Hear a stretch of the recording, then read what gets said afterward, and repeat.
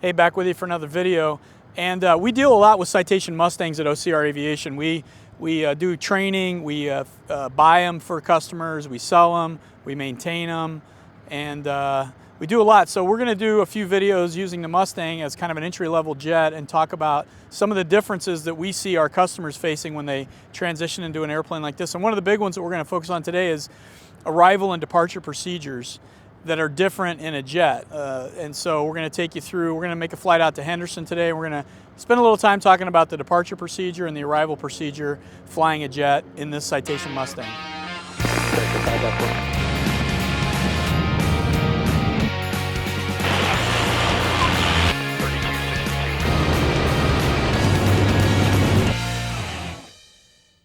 Okay, so we have filed a flight plan from Long Beach to Henderson. We got to go out there, and part of the flight plan, they give us the route on ForeFlight, and we're expecting the Zoom 3 departure procedure. And so what I usually do is I go in and look and review, as every good pilot should, the departure procedure. So I'll find that on ForeFlight, the Zoom 3, and it's an RNAV departure. And so it's pretty straightforward. We're going to, and I usually go straight to the narrative on this and look at the 30. Climb on heading 301 to 1500, then a left turn to another heading for radar vectors to cross the first fix at or above 15,000 feet. So we'll program that in the FMS on the airplane and fly the departure procedure as it's published. And the thing about flying these Mustangs, and I think any business jet, probably a lot of turboprops, you're going to be exposed a lot more to departure procedures. And like this particular one is specific to jets because they want a higher performance climb to altitude to get you up out of the congested airspace that's lower. And in this one, this departure procedure, because I've done it many times, they'll put you on this heading leg and climb you up to probably 6,000 to 8,000 feet, maybe 10,000 feet before they ever turn you back on course. And from my perspective, that's purely to get you up high, to get you out of the more congested airspace.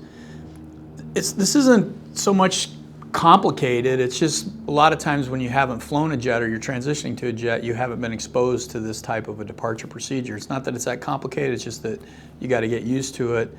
And a lot of people who fly IFR regularly and not as high performance airplanes, piston engine airplanes, even some turboprops, may never get a departure procedure depending on where you're from. In Southern California, Northern California, the metropolitan Class B airports, you're almost always going to get a departure and arrival. So we're going to go out to the airplane, we'll program this up and take you through that in the G1000. So we have our clearance, and so I'm going to go to the flight plan. Kilo into the ramp. And Kilo into the ramp. This is the non-NXI G1000. So this flight plan screen is a little bit different. We have a destination, and here it's just it's more crude. So I know what we're going to do first is our departure procedure. So I'm going to hit the procedure key, select the departure. It's the Zoom 3. I'll select the Zoom 3 off of 30. It's Misen. Select Misen, that looks good, and we load that. That automatically populates all the fixes associated with that. We go down to the last spot, and I go back to my flights. We got cleared as filed. After Misen, we're doing the Nintendo 1, so here I'll enter in AHND. This is the airport. I'll hit the procedure key and we'll select the arrival. Go to the Nintendo 1. And Misen is the first fix on that, so that joins them up. Load that. And what I always do is kind of scroll out on these things. Go to the main map and do this.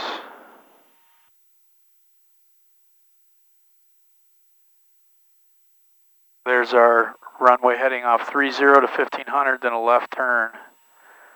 Heading 180 is the zoom, and that's expect radar vectors to Cahill, which I believe is here. You go to zoom, rest of those fixes out to Meissen. You got the Meissen arrival, the Nintendo arrival into Henderson. That all makes sense. Again, this is non-NXI, so you can see the redraw rate on the screens a lot slower. Okay, next is back to my clearance, and 3000. I've got that 4705s in the transponder. I got 12535 in the standby, and I've got tower in number 1. We're on number 2. Laps are set for takeoff and approach, so everything's pretty much ready. Departure procedures are fairly straightforward in the airplane, and on both of these there are nav, so we can fly them in the nav mode, and it'll hit all the points for us using GPS, which is really nice. But you got to monitor it. You got to make sure all the fixes are correct.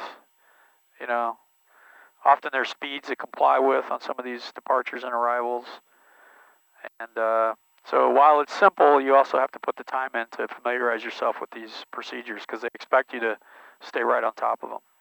On any departure in the jets, we use the flight director in takeoff mode, and then I'm going to select, because I want the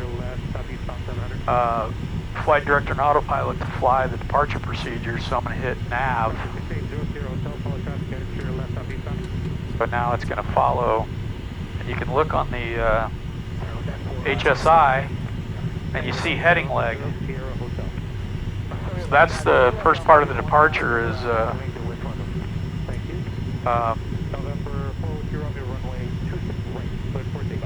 runway heading. 1,500 feet, and then it's going to fly another heading leg, the second leg, and we'll just fly that, as you can see, the manual sequence, waiting for ATC to give us the next thing, which will probably be direct Cahill. So there you can see the runway heading until 1,500 feet, and then 180 indefinitely until ATC gives us further instructions. Another thing on this departure, we're going to level off below the Bravo. And there's a 200 knot speed limit, so that's another thing you got to think about in the jet. Okay, power's coming up. All looks good so far. Takeoff D10, they're green. Everything looks green to me. Airspeed's alive.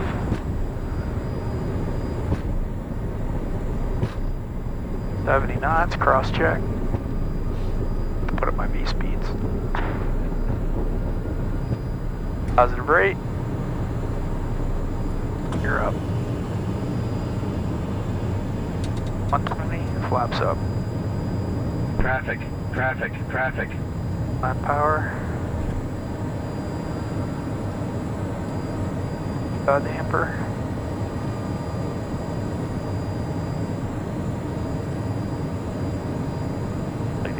Bravo,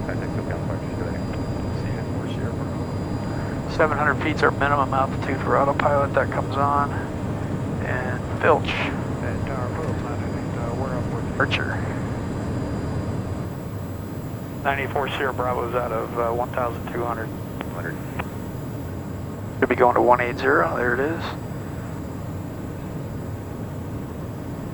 984 Sierra Bravo's passing 1,700 for 3,000. 94 Sierra Bravo, still got a point further contact, climb, maintain 7,000. Climb and maintain 7,000, 8 Sierra Bravo. Southwest 2210, descend and maintain 1,600. 1,600, Southwest 2210.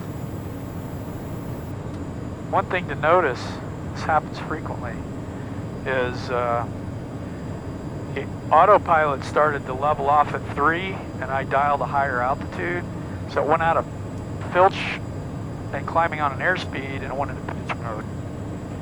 Essentially, kind of got confused there, so I need to go back to filch mode. Select 170 knots. So now we've turned on a 180. Again, it's a heading leg. And you can see on here, it's kind of a heading to nowhere. The departure procedure is to expect vectors on course. So that's what we're going to expect next. Now we're going to be entering the Bravo, and we can forget about our speed limit if there's any level offs. Here, Bravo. Turn left direct to Cahill, maintain 1000. Left turn direct Cahill, maintain 1000, 984 Sierra Bravo.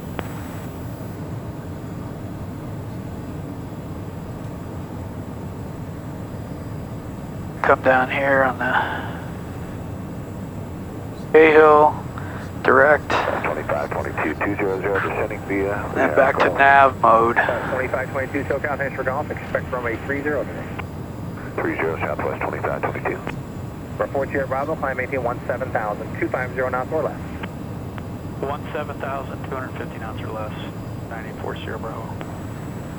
169, our traffic in sight. But clearly they don't know the Mustangs. See, again, we started to level off. I changed altitudes and it went back to pitch mode.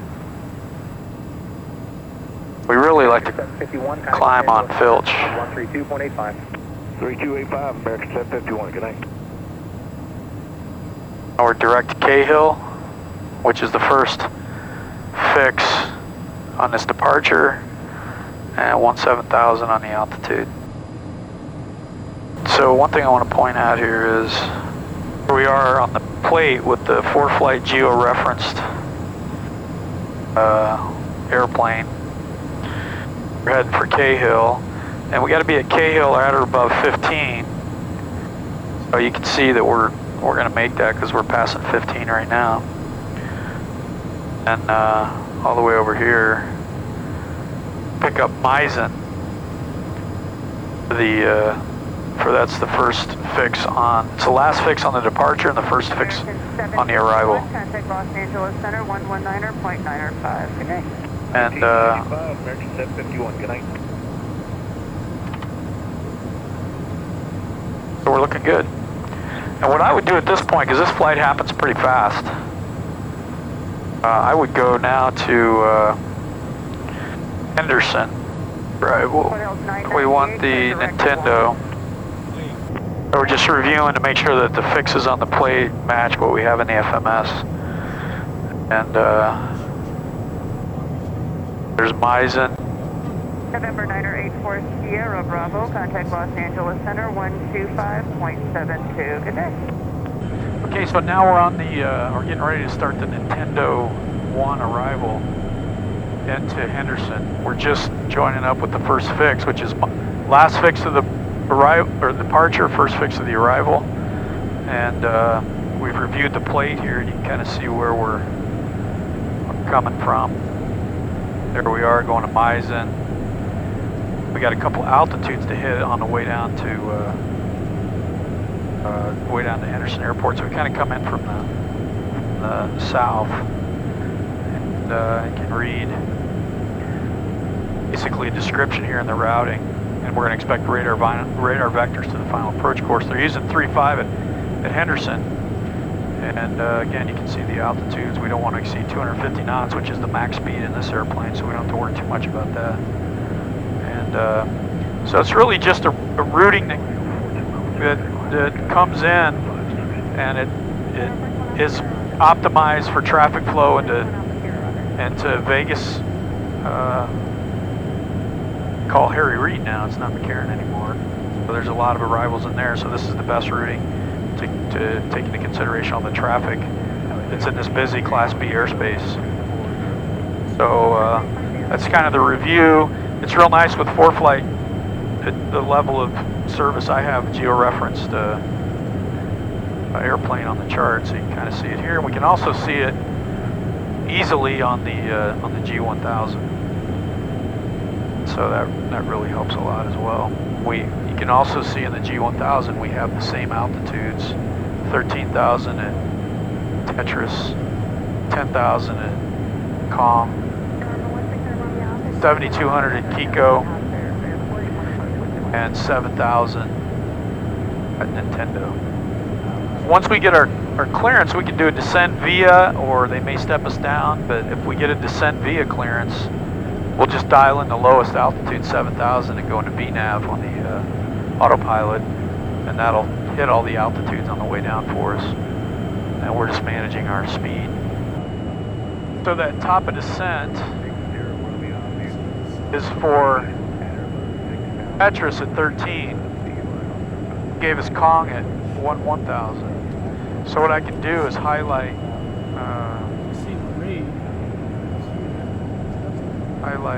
Kong 1,000. I can go VNAV direct.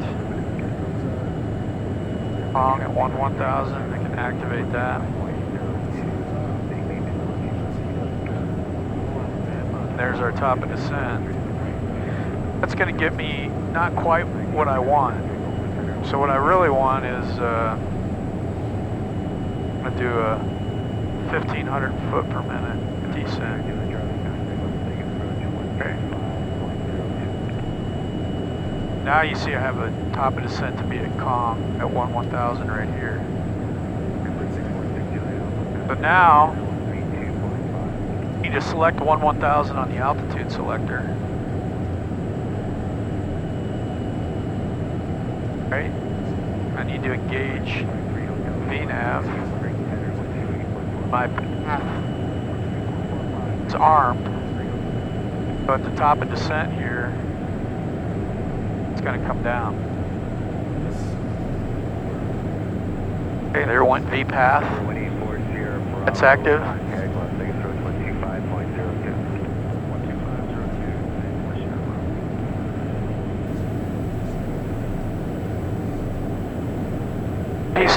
Bravo XE, yeah, that's right. Sorry, say that frequency again. 2502. 2502, so yeah, 40 Bravo. There we come down. Now I'm going to take the path off and just go to vertical speed and get rid of VNAV. Because I don't want to be confused on what I'm doing. So what just happened? He took us off the arrival, descent, gave us a heading, and a descent and maintain. So we're turning to 350 on the heading. We got a descent and maintain 10,000. What I did is went to vertical speed now, and I'm descending on a vertical speed down to 10,000. And I took VNAV off because I don't want to confuse myself that there's still something on the VNAV. We're in vertical speed, 1,500 feet per minute, down to 10,000 in heading mode. Notice how here it goes kind of to a last point. We're not really on the arrival anymore. So what you could do, maybe to help yourself, is to scroll down to the airport. Just do it direct to the airport, so you see where it's at. Flight director off. I'm just going to practice my normal hand-flown visual approach deals with no guidance off the GPS. I'm below my approach flaps speed. Okay, gears coming down.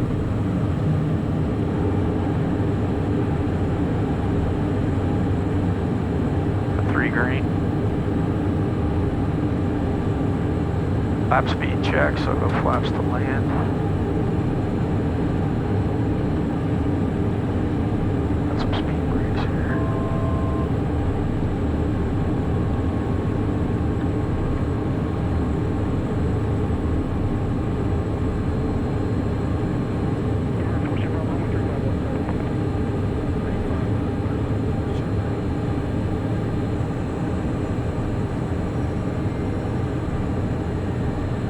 Green, flaps land.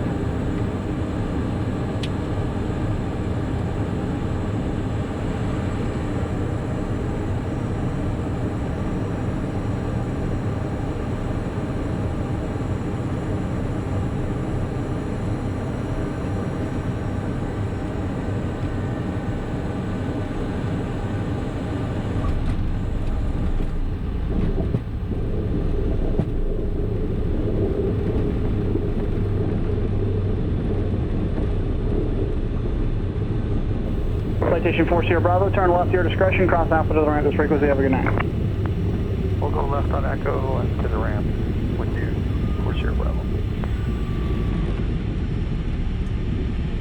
Okay, so that's the kind of a overview of a departure out of Long Beach and an arrival into Henderson, and they kind of turned us off the arrival coming in here. But it's frequent that you'll do the arrival procedure.